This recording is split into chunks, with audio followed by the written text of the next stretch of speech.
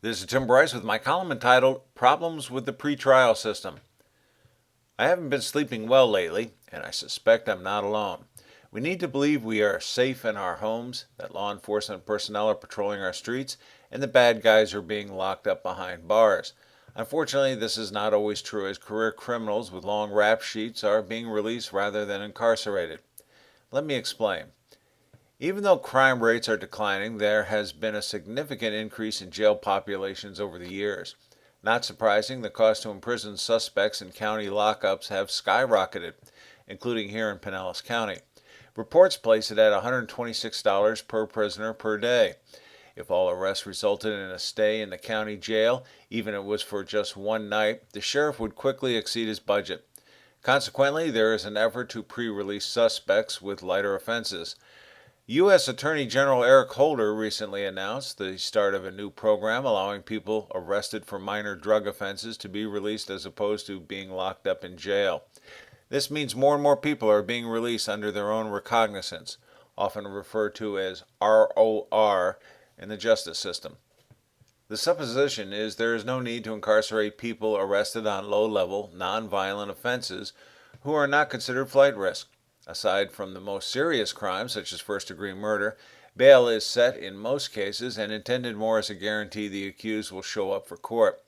However, many poor people arrested for minor crimes cannot afford bail.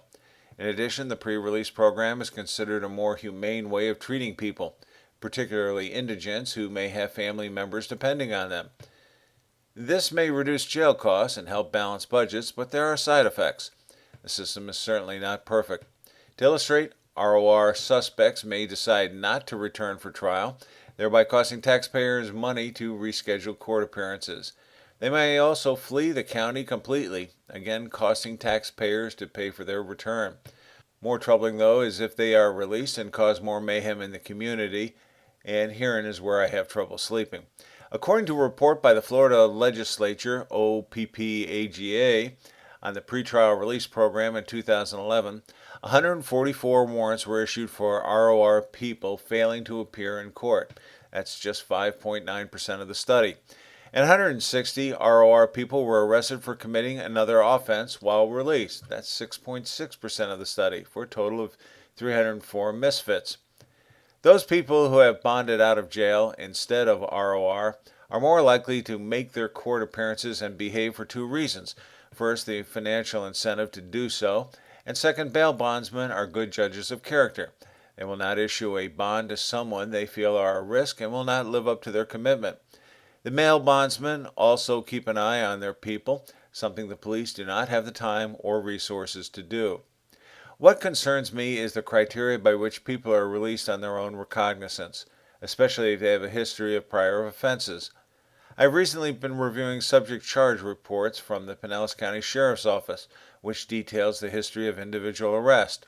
Such reports are available through the Sheriff's website at pcsoweb.com. For example, one suspect from Treasure Island was arrested for violation of the pretrial release, failure to appear, a misdemeanor. His prior arrests included domestic battery, multiple, DUI, and other minor offenses. Even though he was released under his own recognizance, he was arrested 3 days later for violation of pretrial release. Again. In another report, a Largo man was picked up for resisting arrest without violence and was ROR by a judge. The suspect's rap sheet included grand theft auto, reckless driving, possession of just about every illegal narcotic you can imagine, loitering and prowling, driving while licensed under suspension, and several moving offenses.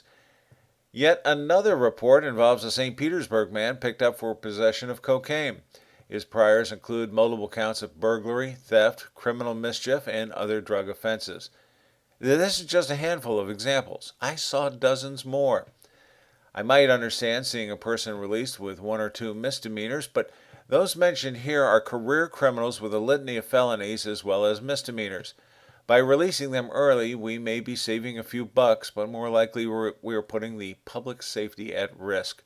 Case in point, the Melissa Danielle Dome incident in 2012, where her ex-boyfriend from high school was arrested for battery, only to be ROR'd, where he attacked and stabbed her multiple times. Although the attack was brutal, Melissa somehow miraculously survived. The story highlights the flaws in the pretrial release system. In 2010, the Florida Pretrial Misconduct Risk Assessment Instrument was published, which reported on the effect of the pretrial release programs of 6 Florida counties, including here in Pinellas. The report concluded by stating the average success rate for the 6 counties was 87%, meaning the defendants returned for their court appearances and didn't cause any additional problems.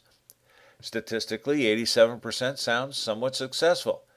But when you consider Pinellas had 3,361 defendants released as part of the program in 2010, this means 436 failed the program. 436 potential time bombs in our community. So the question becomes, are these career criminal statistical anomalies, or can we do a better job of preventing them from causing more problems? I would like to believe we can do better, beginning with a standard, consistent approach for evaluating prisoners based on industry standards. I would also like to see our judges who issue the RORs operate in a consistent and predictable manner. I also believe bail bondsmen can play a more active role, particularly in the screening process of career criminals. Tightening up the system with some simple, common-sense methods would do a world of good for the system. It would take a harder look at career criminals, reduce the number of problems slipping through the cracks, thereby allowing us to sleep a little sounder at night. Friends, keep the faith. This is Tim Bryce in Palm Harbor, Florida. Follow me on the internet at timbryce.com.